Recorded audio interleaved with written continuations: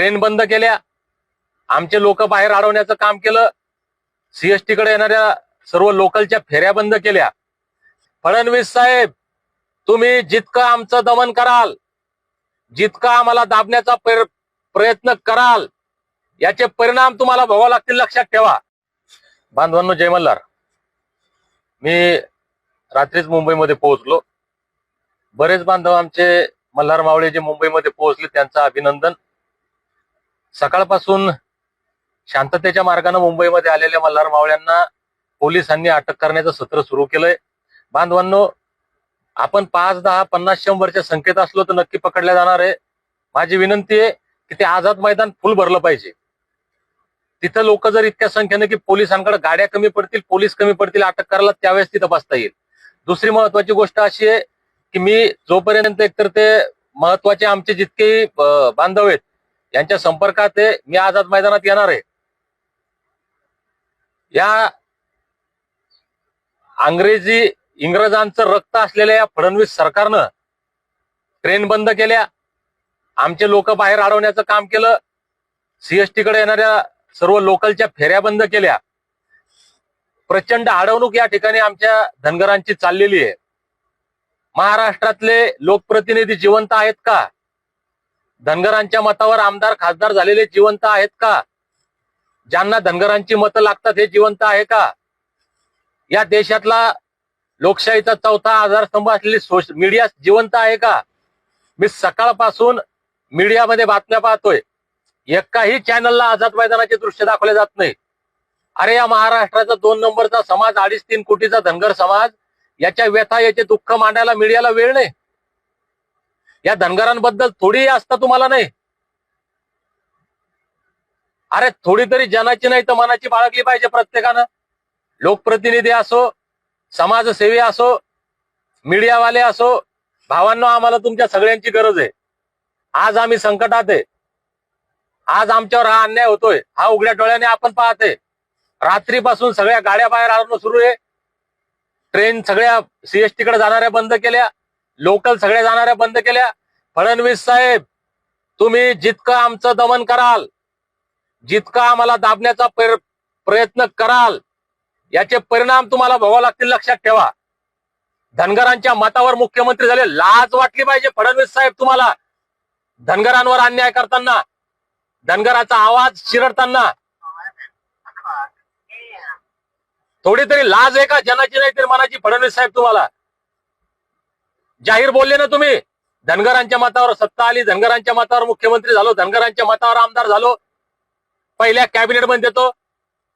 हे उपकाराची परतफेड करता तुम्ही धनगरांच्या. बांधवांनो, मी आझाद मैदानात येणार आहे. आणि आता दुसरी एक विनंती करतो, जिथं गाड्या अडवल्या ना तिथं रस्त्यावर बसा. आता कशाबद्दल गाड्या अडवता? आझाद मैदान काय फडणवीसच्या बापाचं आहे का? काय येऊ देत नाही आम्हाला आझाद मैदानात? मुंबई आमची नाही का? या मुंबईमध्ये येण्याचा आम्हाला अधिकार नाही का? काय चाललंय हे? अरे, तुमच्यापेक्षा इंग्रज बरे. तुम्ही आम्हाला आंदोलन, उपोषण करू देत नाही. तुम्ही आमच्या हक्क अधिकारासाठी आम्हाला बोलू देत नाही.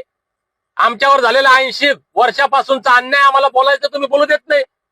तुम्ही दिलेलं आश्वासन पाळत नाही. माझी मुंबईमध्ये मीडिया ही सगळ्यात स्ट्रॉंग आहे. मीडिया प्रतिनिधींना हात जोडून विनंती, भावांनो, इकडे तिकडे गेल्यापेक्षा आझाद मैदानाकडे या. या फडणवीसचा पोलिसांच्या खांद्यावर बंदूक ठेवून आमच्या धनगरांवर काय अन्याय चालला जरा दाखवा जगाला. माझी प्रत्येक मल्हार योद्ध्याला विनंती आहे, जिथं पोलिसांनी दमन सुरू केलं, जिथं दडपशाही सुरू केली, हे सगळे लाईव्ह दाखवत राहा. प्रत्येक मल्हार मावळ्यानं जे त्याला दिसतं डोळ्यानं अन्याय, तो महाराष्ट्रभर गेला पाहिजे. आपले मीडिया, सोशल मीडिया ताकदीनं चालवा. व्हॉट्सअप, फेसबुकवर दुसरं काहीच दिसलं नाही पाहिजे. आणि मी जोपर्यंत येत नाही तोपर्यंत तुम्ही आझाद मैदान त्या ठिकाणी सांभाळा. जे आझाद मैदानात गेले ते सगळे दीपक बोराडे आहेत. मी मुंबईमध्येच आहे, मी जात नाही कुठं. अरे, आपण याच्यातच जिंकलो भावांनो. या फडणवीसच्या नाकावर टिचून याची अवकात फडतुसाची दाखवली. आम्ही आलो मुंबईमध्ये, याच्यातच आमचा विजय. अटक मलाही होणार आहे आणि मी होणार आहे अटक.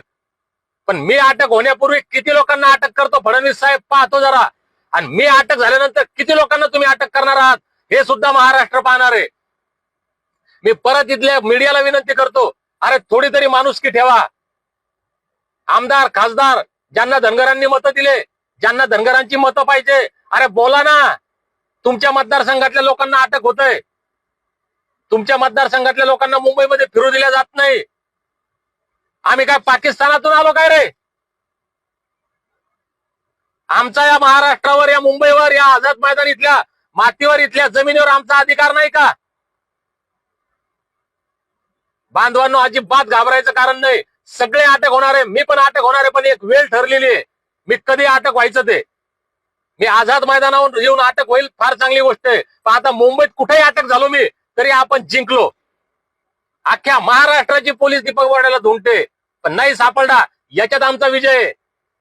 यांच्या नाकावर टिच्चून आम्ही मुंबईमध्ये आलो, यात आमचा विजय आहे. आणि येणाऱ्या काळात हे मल्हार मावळे काय काय करतात फडणवीस पाहायला मिळेल. बांधवांनो, लढेंगे जितेंगे. अजिबात घाबरायचं नाही. आज सकाळी 2 सलाईन लावल्या म्हणून आवाज वाढला माझा.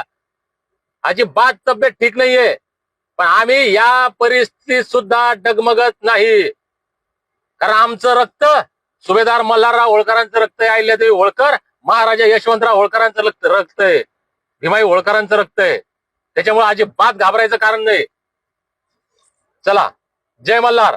मुंबई सोडायची नाही. आणि जर मुंबईतल्या जितक्या बांधवांना, मला माहिती आहे 1% सुद्धा लोक मुंबईमध्ये आलेले नाही धनगरांचे, जे बाकी आहेत प्रत्येक जिल्ह्यात तालुक्यात गावाचे धनगर आहे, उठा धनगरांनो, घराच्या बाहेर निघा.